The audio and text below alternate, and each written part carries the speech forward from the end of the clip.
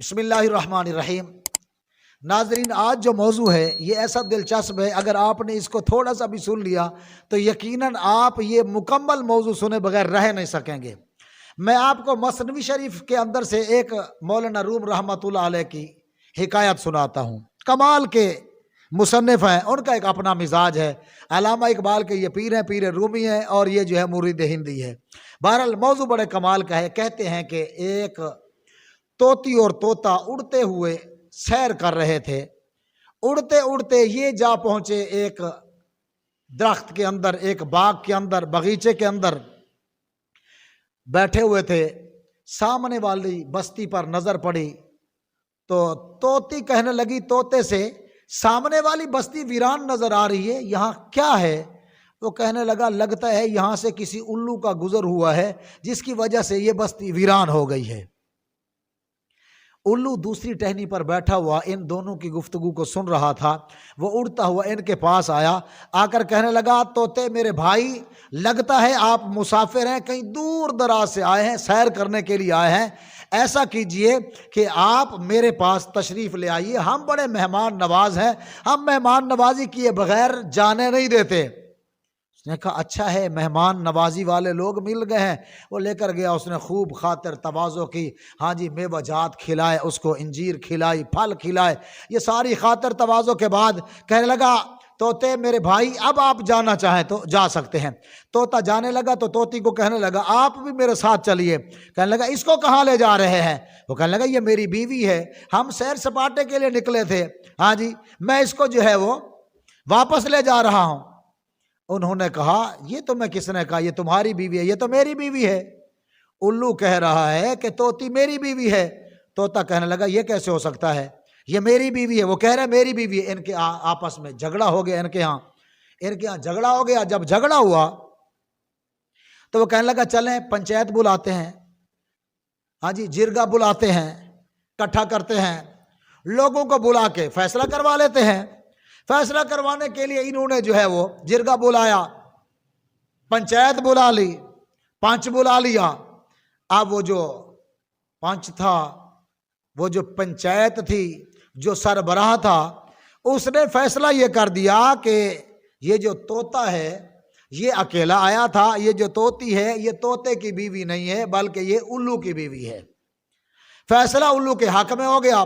پرا پنچایتیں ایسی ہوتی ہیں تو پھر لازمی سی بات ہے، نظام بھی ایسے ہی ہوتے ہیں۔ آخر کار بات بڑی توجہ والی ہے۔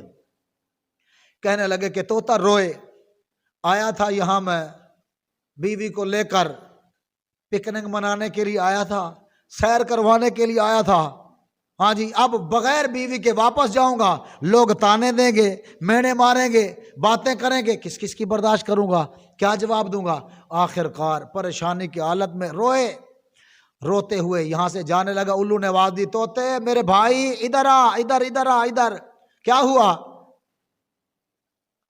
وہ کہنے لگا اب تو میں بے بس ہو گیا ہوں، ہاں جی، مقدمہ بھی ہار گیا ہوں، اب کیا کروں، کدھر جاؤں؟ پریشانی کے عالم میں کس طرح منہ کر کے جاؤں؟ وہ کہنے لگے اکیلے کیوں جا رہے ہو، اپنی بیوی کو بھی طوطی کو بھی اپنے ساتھ لیتے جاؤ۔ وہ کہنے لگا یہ تو پرا پنچایت نے بھی فیصلہ کر دیا، وہ تو تمہاری بیوی ہے۔ حقیقت کیا ہے؟ الو نے پوچھا حقیقت کیا ہے؟ وہ کہنے لگا حقیقت تو یہی ہے کہ وہ تمہاری ہے، ہاں جی، حقیقت تو یہ ہے کہ وہ میری ہے۔ انہوں نے کہا حقیقت یہی ہے نا؟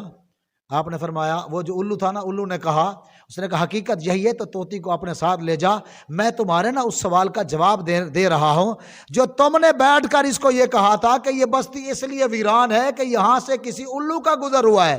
اب میں تجھے بتاؤں میرے بھائی بستیاں کیسے اجڑتی ہیں، میں تمہیں بتاؤں کہ شہر کیسے برباد ہوتے ہیں۔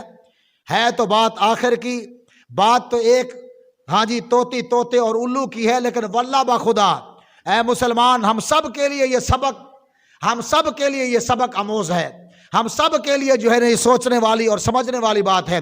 کہنے لگے طوطے میرے بھائی میری بات سنیے، آپ نے یہ کہا کہ یہ بستی اس لیے ویران ہے کہ یہاں سے الو گزرا ہوگا، کہ الو کے گزرنے سے بستیاں ویران نہیں ہوتی، بستیاں وہ ویران ہو جاتی ہیں جن بستیوں میں عدل و انصاف ختم ہو جاتا ہے، جہاں عدل و انصاف کرنے والے انصاف غلط کرتے ہیں، وہ قومیں برباد ہو جاتی ہیں، وہ بستیاں برباد ہو جاتی ہیں، وہ خطے اور ملک برباد ہو جاتے ہیں۔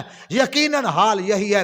میں بھی آپ بھی محاسبہ کریں یار، ہماری برادریاں، ہمارے قبیلے، ہمارے شہر، ہماری عدالتیں، ہمارے ملک کے حکمران کس قدر عدل پسند ہیں، اور اس وقت ہماری کیا کیفیت ہے۔ ہاں جی، کسی الو کے گزرنے سے بستیاں ملک ویران نہیں ہوتے، وہ ملک ویران ہو جاتے ہیں جن ملکوں میں انصاف ختم ہو جاتا ہے۔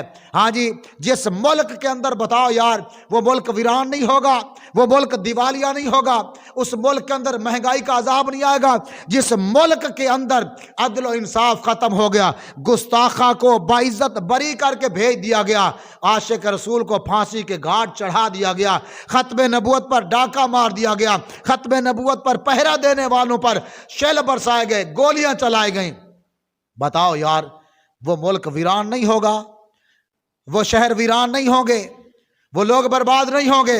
یقیناً بات وہی مولانا روم والی ہے، الو کے گزرنے سے بستیاں ویران نہیں ہوتی۔ بستیاں کب ویران ہوتی ہیں؟ جب بستیوں سے انصاف ختم ہو جائے۔